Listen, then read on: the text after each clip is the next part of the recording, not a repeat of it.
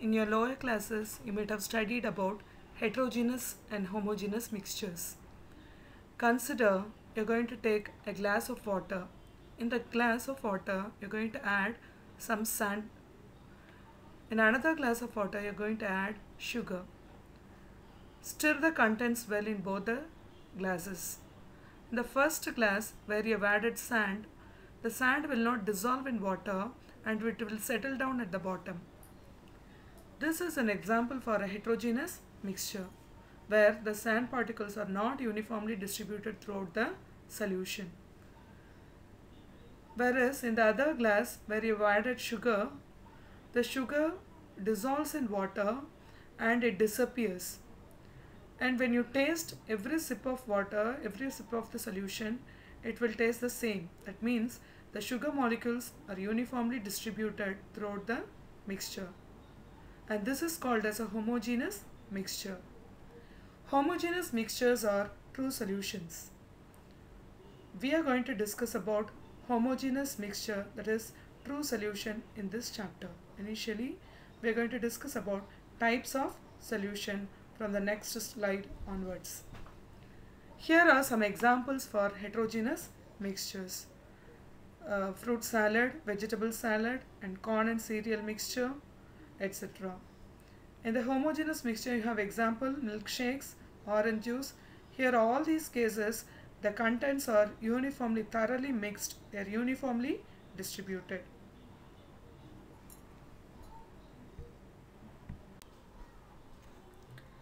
So you can see in this picture how the molecules are uniformly distributed in a homogeneous mixture and not uniformly distributed in a heterogeneous mixture. Homogeneous mixtures are termed as solutions. So I already told you what is a solution. A solution is a homogeneous mixture. So here it is given in the definition. Solution is a homogeneous mixture of two or more substances which don't chemically react with each other. See, when you mix two substances, for example, you take a glass of water, add salt a spoon and sugar a spoon and stir well. Both salt and sugar at a time dissolves in water. It shows that a particular solvent can dissolve more than one solute.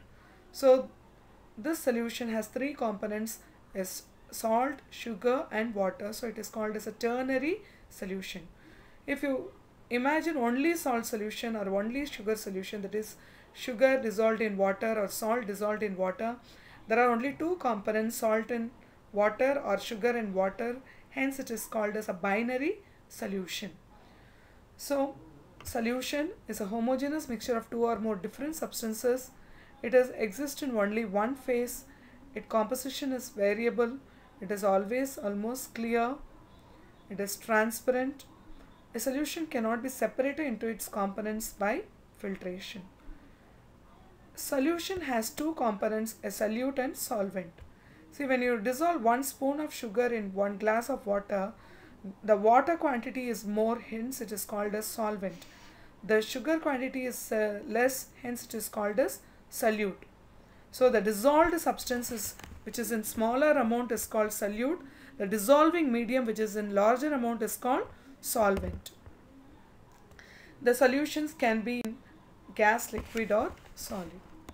Solutions in solubility, again it is the same. An example is given how the copper sulfate solute is dissolved in water solvent to form solution. What are the components of the solution? So I already told you it is a homogeneous mixture of two or more substances. It has the component that is in lesser amount is solute, more amount, larger amount is solvent, and the solute gets uniformly distributed throughout the solvent and thus forming the mixture homogeneous. The process of uniform distribution of solute in solvent is called dissolution.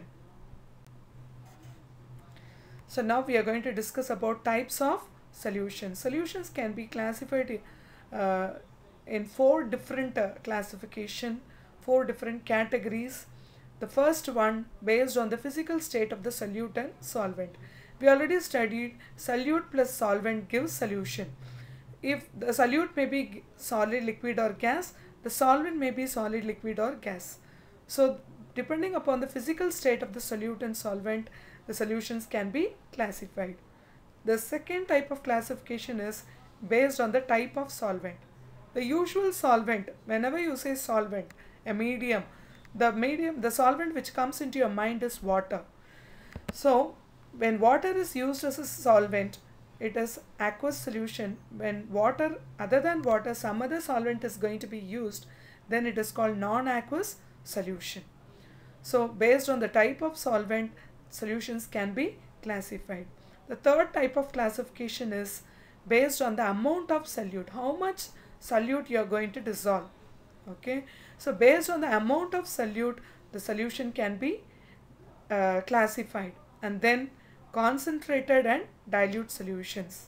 So we are going to discuss in detail about these four different types of classification of solutions. The first type is based on the physical state of the solute and solvent. So we know that substances normally exist in three physical states, that is solid, liquid, gas. In binary solution, what is a binary solution? It contains one solute and one solvent. Then it is called binary solution.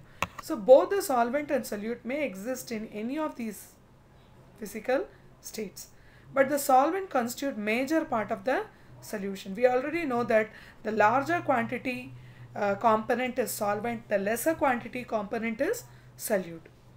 So therefore there are different types of binary solution as listed in the table in the next slide. So this is the different components. The first column is solute, the second column is solvent, and example. When solid, the solute is solid, the solvent is also solid, then you have example alloys, mixture of metals, copper dissolved in gold. In all the gold ornaments, there is some quantity of some percentage of copper, very less percentage of copper. So copper is the solute and gold is the solvent. You have another example, colored glasses. See, the glass is a transparent colorless substance, but if you want to add color to a glass, a colored substance is to be added, which is in smaller quantity. The colored substance is the solute and the glass as such is the solvent. So another example for this type is colored glasses, alloys, colored glasses, another example. And then liquid dissolved in solid. So example, mercury with sodium. It is called sodium amalgam, silver amalgam. There is silver tin amalgam. So there are so many amalgams where the solute is the mercury and the solvent is the metal. So it is called as amalgam. So it is again an alloy, but where mercury is a liquid, you are calling it as amalgam. And then liquid solutions, that is solvent is liquid and the solute is solid. Example, salt water or sugar water, sugar solution or salt solution. And then liquid dissolved in liquid. When you are mixing a fruit squash in water in order to dilute it, in order to make it as a juice, then it is an example. Ethyl alcohol is usually dissolved in water. Fruit squash is dissolved in water. These are all examples for this type. And then gas in liquid. Example, soda water. But in soda water, carbon dioxide gas is dissolved in water. It is called aerated water. Even our ordinary water contains dissolved oxygen in it. And then gaseous solution, where the solvent is gas, liquid dissolved in gas. So in winter season, during winter season or rainy season, the humidity of the air is greater. That means the water vapor molecules will be in greater extent in air. So that is an example. The humidity itself is an example of the liquid molecules dispersed in air. So and then it is also cloud is an example for that, fog is an example for that, okay, and haze is an example for that.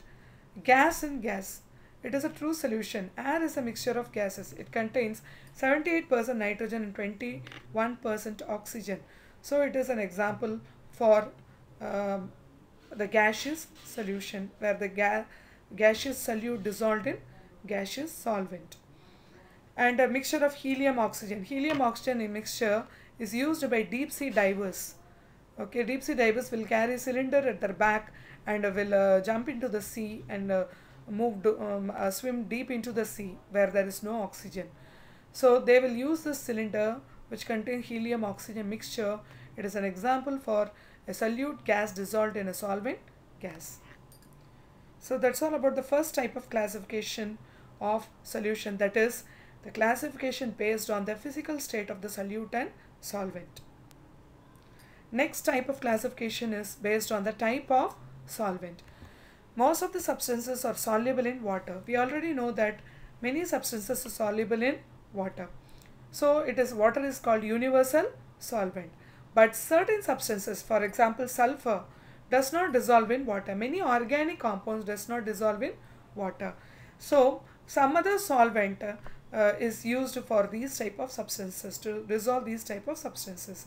The other solvents, example ethers, benzene, alcohols, carbon disulfide, carbon tetrachloride, all these are examples for non-aqueous solvent, that is solvents other than water. So on the basis of the type of solvent, solutions are classified into two types. They are aqueous and solutions and non-aqueous solutions. Aqueous solution. The solution in which water acts as a solvent is called aqueous solution. See, you are going to dissolve a solute only in water. No other solvent is used for that purpose. Then it is called as the solution made out of water. Taking water as a solvent is called as aqueous solution. Example, all the ionic compounds are soluble in water. Common salt dissolved in water, sugar dissolved in water, copper sulfate dissolved in water are well-known examples. And then non-aqueous solution, the solution in which any other liquid other than water can act as a solvent. Example, alcohols, benzene, carbon disulfide, etc. So, for example, sulfur dissolved in carbon disulfide, iodine dissolved in carbon tetrachloride. So here there are two solutions which is shown in the picture. The first picture, sulfur in carbon disulfide, which is soluble, but sulfur in water is insoluble. The third type of classification is based on the amount of solute, how much quantity of solute you are going to add to a solution. So based on that, the solution is classified into, actually it should be classified in this order: unsaturated solution, saturated solution, and supersaturated solution. See, unsaturated solution, in the first test tube, the solute is dissolved in the solvent. Even if you add still more quantity of solute, the solvent can dissolve the some more quantity of the solute. So it is called as unsaturated solution, that is, it has not reached its saturation point. Saturated solution, no more solute dissolve. See, for example, you keep on adding the solute and stirring it and dissolving it. At one point, the solvent cannot dissolve any more quantity of the solute. Then it is called as a saturated solution. Even at your home, you can prepare a saturated solution. Take a glass of water, add a scoop of sugar and dissolve it. This is an unsaturated solution, because if you add one more scoop of sugar, it will dissolve. Another scoop, it will dissolve. But when you keep on adding and keep on stirring, at one point the solvent water stops dissolving the solute and it has attained saturation, and this solution is called saturated solution.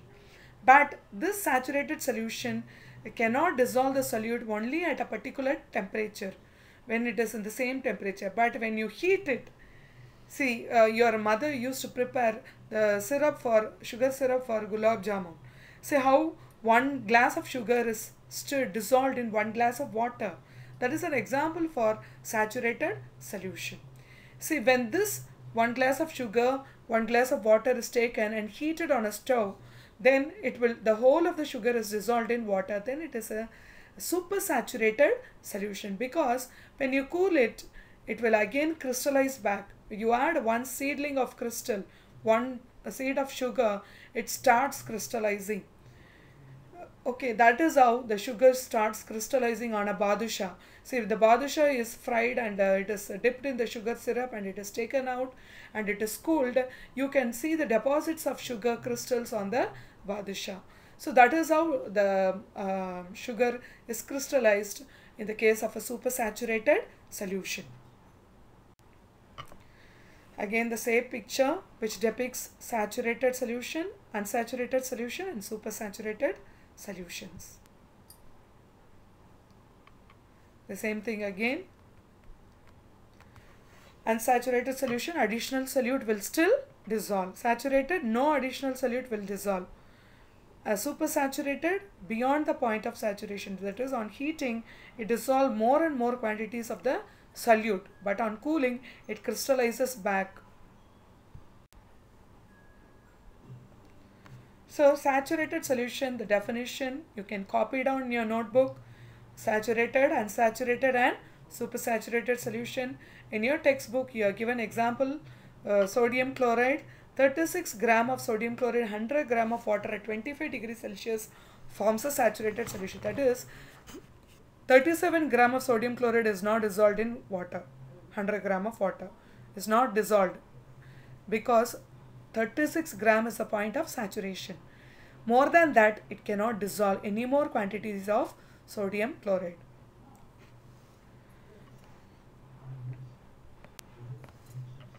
And the fourth type of classification is concentrated and dilute solution. See, when the same quantity of solvent can be taken, when the solute added in one beaker is 10 gram, another beaker is 100 gram, then 100 gram solute containing beaker is called as a concentrated solution. 10 gram solute containing beaker is comparatively less concentrated, so it is called as a dilute solution. So here they have given two beakers where less quantity of the solvent and the same quantity of the solute is taken. Here more quantity of the solvent, same quantity of solute is taken. So the solution which contain more quantity of the solvent is dilute, less quantity of the solution is solvent is concentrated. So you can see how the solute molecules are distributed in a concentrated and a dilute solution. So you can notice how dark the solution appears in the case of concentrated solution. Probably this is a copper sulfate solution. Copper sulfate salt dissolved in the solvent, water solvent. So you can see the solute particles are blue molecules, how the blue molecules are more in number in the case of a concentrated solution, the expanded view, and how the blue molecules are less in number in the case of dilute solution in the expanded view. The purple balls are the solvent molecules and the blue spheres are the solute molecules. So dilute solution has small amount of solute in large amount of solvent. A concentrated solution is large amount of solute in small amount of solvent. Look at the following pictures. You can label them as concentrated. See how tea is prepared. The dip tea. Here more quantity of tea powder is there in the first cup, less quantity of tea powder is there in the second cup. You can see the difference, how the tea extract look like. When it is dark, that means that it is a concentrated tea extract. It is light in the second cup, so it is a dilute solution. Same with the copper sulfate solution. One is dark, appearing dark blue, it is a concentrated copper sulfate solution. Light blue appearing solution is the dilute copper sulfate solution. So let us recall the types of solution. There are four different classification. One is based on the physical state of the solute and solvent. Next is based on the type of solvent into aqueous and non-aqueous solution. Third is based on the quantity or amount of the solute. It is classified into unsaturated solution, saturated solution and supersaturated solution. And the fourth category based on the quantity of the solute and solvent. That is more solvent, less solute, more solute, less solvent. It is classified into concentrated solution and dilute solution. So that's all about the types of solution. I'll catch you up in the next video. If you want to have a better understanding, again you can again repeat watching the video. You can able to understand better. Thank you, children.